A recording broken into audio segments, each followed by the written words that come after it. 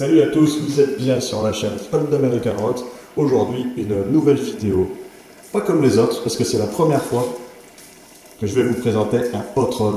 Et pas n'importe lequel. Regardez comme il est énorme celui-là. À la base, c'est une Ford, mais il n'y a plus grand chose d'origine. T'es prêt? On y va?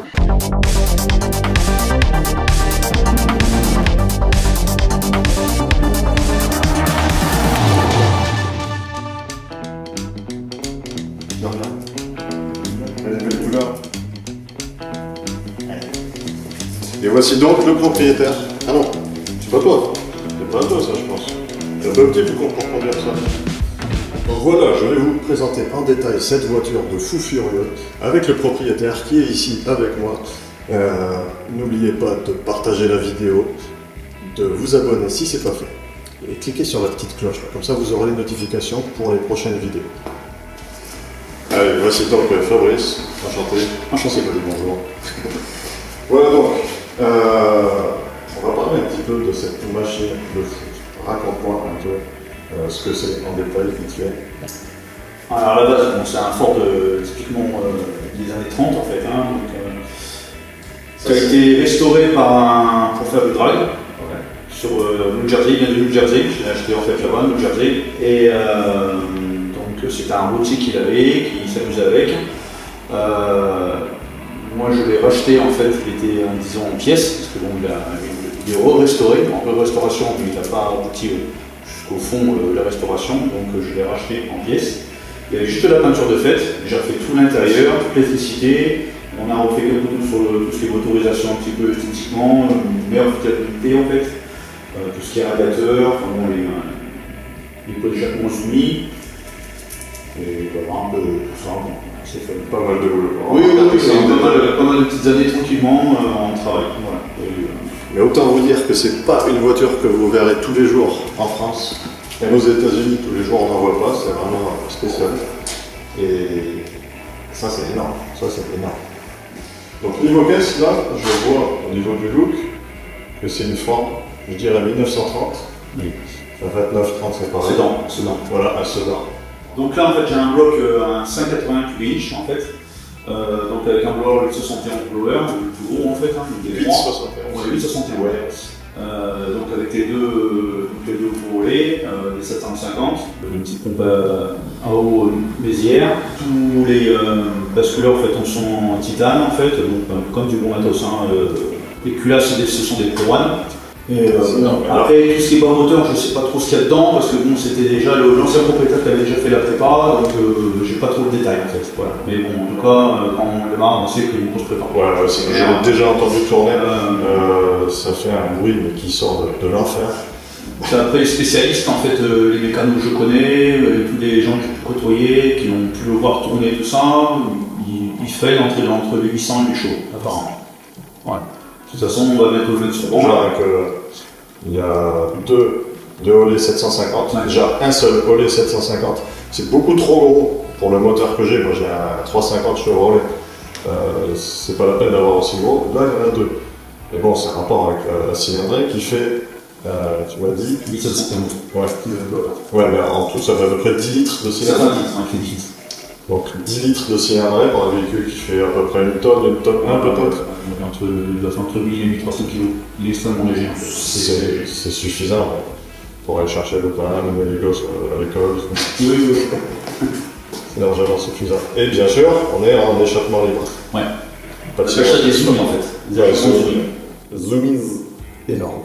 Quand on voit déjà la taille des couvre-culasses ici. Et cette couleur, c'est une espèce de bleu violet. Ouais, c'est un bleu violet, ouais, les gens qui disent qu'il est violet, moi je le vois vraiment en bleu, c'est un au soleil de bleu et demi. C'est quoi dessus? C'est des veilleuses? Ouais, c'est des petites LED veilleuses qui éclairent bleu aussi. D'accord, ok. C'est des trucs que j'ai fait en fait en plus. Au niveau des roues, on est sur des roues de drag, ça aussi, on voit souvent sur des voitures modifiées. Et surtout l'arrière, parce qu'on voit ce qu'on peut pas louper, c'est les pneus arrière. C'est énorme. Ouais, ces pneus là, ils sont gigantesques. Personnellement, en France, j'ai jamais vu des pneus aussi larges. Et pourtant, je bosse dans une concession d'une marque de voiture qui a des pneus en 325. Mais 325, ça doit être à peu près ça. Là, on est en équivalent, je pense, en peut-être 364, un truc comme ça. C'est même pas marqué en millimètres. Hein. On est sur du 33 pouces de haut et 21,50 de large. Donc 21, c'est à peu près la taille des grosses roues qu'on a sur les grosses voitures maintenant. Et ils sont gigantesques. Et là, si je me mets au milieu, on voit la largeur. Et quoi, il fait 2 mètres de large à peu près. 2 mètres 5. 2 mètres 5. Presque aussi large que mon pick-up. Alors que là, c'est pas un pick-up ça. Mais c'est nécessaire quand même d'avoir des pneus larges comme ça, parce que si ça fait 1000 chevaux sur un truc aussi léger, il faut pouvoir passer la puissance, quoi. Et j'imagine que ça patine quand même facilement. Ouais. Ah, et là nous avons le remplissage du réservoir qui se fait par ici. Oui. D'origine, il y a un réservoir qui est derrière, là, sur les sodas. Tout à fait. Il y a donc la calandre calandre Ford, mais avec le logo Peterbilt ici. C'est parce que l'ancien propriétaire avait un Peterbilt. Tout à fait. Un Pit. Là, après, au niveau du train avant, on est quand même sur du standard qu'on voit sur les hot rods, avec ce train avant comme ça. Après, j'ai pas trop les termes de votre regard. Et toi, tu as tout refait le châssis, toutes les structures du châssis devant? Oui, j'ai refait quelques modifications, renforcé beaucoup de renforts. D'accord. Ouais, j'imagine. Parce que c'est très chewing-gum, ça se lève, hein, ça se vrille en fait. Quand au démarrage, ça. Le châssis qui fait comme ça. Ça a un look de fou, c'est une Hot Wheels en fait. Ouais. Quand t'étais gamin, t'étais fan de Hot Wheels, c'est ça. voulu avoir ça. Tout à fait. Quand t'étais grand. Passons à l'intérieur. Donc là, vous pouvez le voir, c'est pas la hauteur d'origine ici. Il y a eu un petit top shop. Voilà. Là, ça a été coupé d'ailleurs. Mais c'est pas. Contrairement à tout le style de la voiture, le top shop est pas extrême. C'est plutôt bien fait, c'est pas trop bas, pas trop haut. Nickel. Et l'intérieur, par contre, là on est dans un truc, ne cherchez pas le confort. Il y a quand même une bonne petite assise, bien finie avec un joli cuir. Le dossier, c'est quoi? C'est le style bombardier un peu. C'est ça, tout à fait. Bombardier. Oui. Ouais, style bombardier. Je l'ai dessiné et il a été créé par un mec qui est dans le Michigan en fait. Voilà, c'est fait en Michigan. Et les portes, ça a été fait en France. D'accord. Tantôt embouti. Oui. Ah, avec marqué 1931 ici. Oui. Le bouton, c'est quoi? Vitre électrique. D'accord, et vitre électrique aussi. Waouh. Ça, c'est une option qu'il n'y avait pas à l'époque. Oui, tout à fait. Et nous avons derrière là-bas le réservoir. Donc ça, c'est quoi? C'est un réservoir de compétition. Oui, oui, réservoir. La batterie qui est derrière aussi. Oui, une Ultima, une grosse batterie. Ouais. Et au fond, c'est quoi? C'est le refroidissement ou c'est le... Oui, c'est le surplus de réservoir de. Un vase d'expansion. D'expansion. Qui est derrière. En plus de celui-là, oui, ça c'est pour l'eau qui est devant. Ouais, parce que ça doit chauffer un moteur comme ça. Ah oui, on voit pas grand-chose en fait. T'as le compresseur en plein milieu, ouais. Au final, oui. C'est assez exigu. Ah oui, c'est une meurtrière. Hein.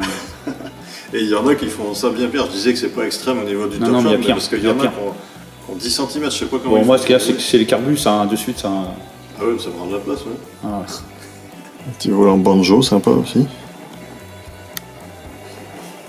Les compteurs sont sympas parce qu'ils gardent un look un peu, à la fois un peu classique et avec une petite touche, je sais pas, industrielle un peu, je dirais. Aviation, c'est aviation, ouais. Ouais, bah, j'imagine qu'on est plus dans l'avion que la voiture. Là. Ouais, c'est pour ça que j'ai fait donc ce système de tout, tout en haut, là. interrupteurs, ouais, comme ça, ouais. C'est ce que je voulais faire. Ouais. Avec l'électricité qui a été refaite, parce que bien sûr c'était une électricité à l'américaine à l'import. Là-bas c'est la gestion de l'allumage MSD qui est branché à la bobine. Là on a le freinage ici avec 2 petits mètres cylindres sans master valve, donc aucune assistance. Ouais. Donc j'imagine que ça doit rester quand même assez comme un poids lourd. Et ça c'est normalement c'est au pied ça. C'est ça. C'est pour passer en plein phare. Par contre, moi je vais m'enlever d'ici parce que échappement libre, démarrage, si je prends tout dans la tête, je suis sourd. Je vais aller ailleurs.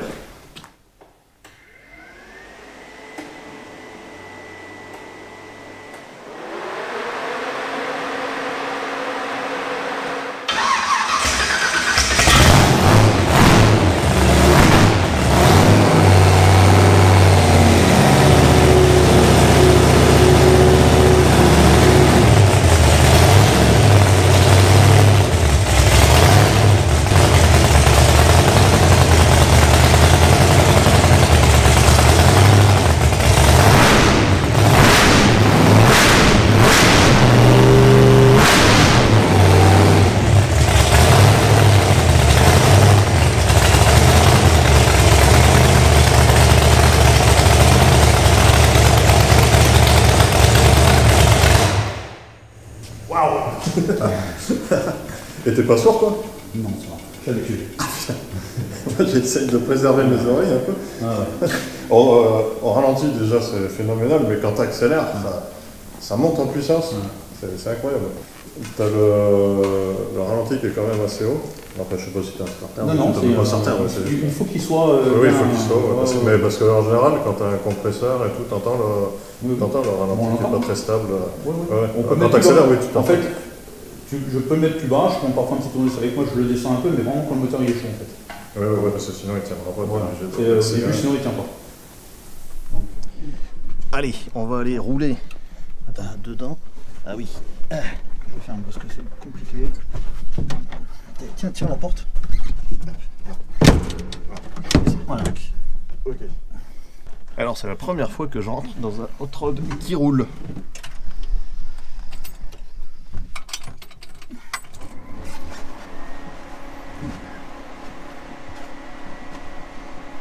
Et puis il n'y a pas de ceinture, de toute façon ça sert à rien.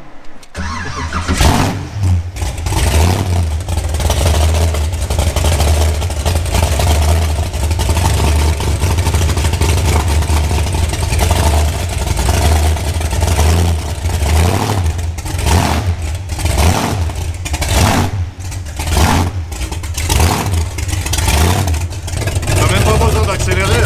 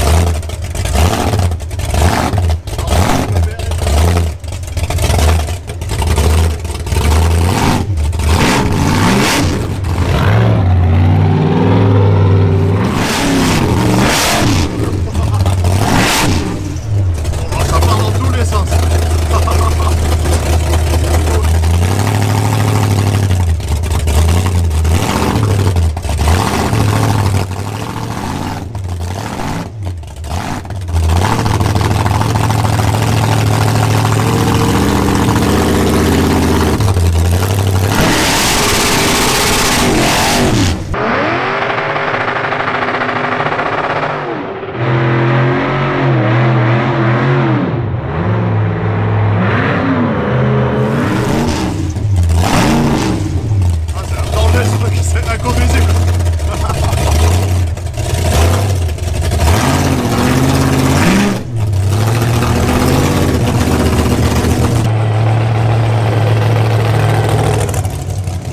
Je veux pas rouler.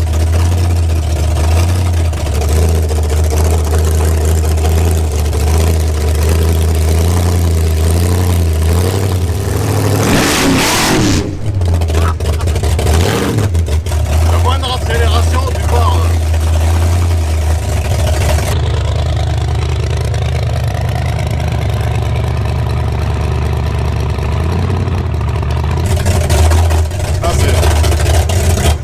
Ah, c'est quelque chose, hein. Putain. Wow.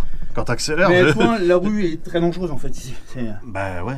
Non, mais à peine t'accélères, tu pars dans tous les sens. C'est chewing-gum, hein. Mais ouais. Non, mais là, tu vois, je crois que c'est la seule vidéo où je demanderai même pas si tu peux me passer le volant ou quoi que ce soit. J'ai même pas envie, je veux pas risquer. Je veux pas risquer.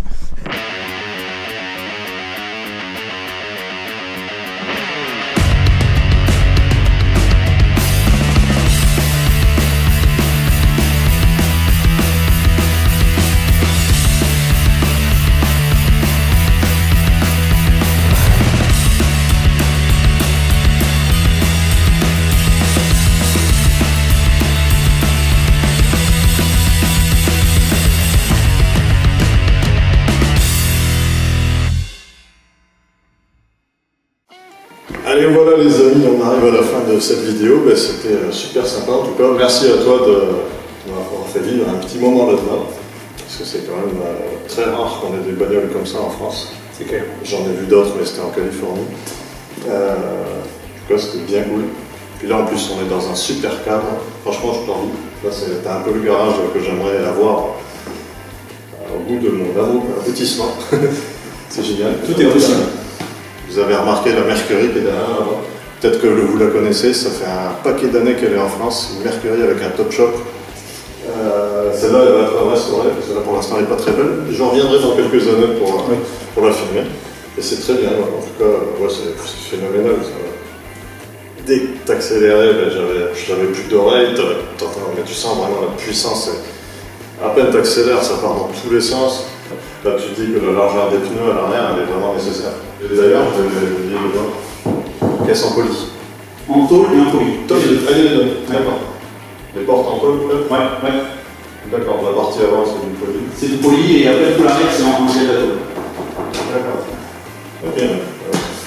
Parce qu'il la rend encore plus légère. En tout cas, j'espère que vous aurez aimé cette petite balade très brève, parce qu'on ne peut pas trop rouler là-dedans. Et en plus, c'était un peu la galère pour arriver à filmer tout ça. Mais bon, chaque vidéo est différente. Je m'adapte à chaque voiture. La dernière fois, c'était une AC Cobra, j'ai filmé différemment. La prochaine, je ne sais pas ce que ça sera encore différemment. Je m'adapte avec les moyens du bord, le peu que j'ai. Et voilà. En tout cas, c'est bien cool.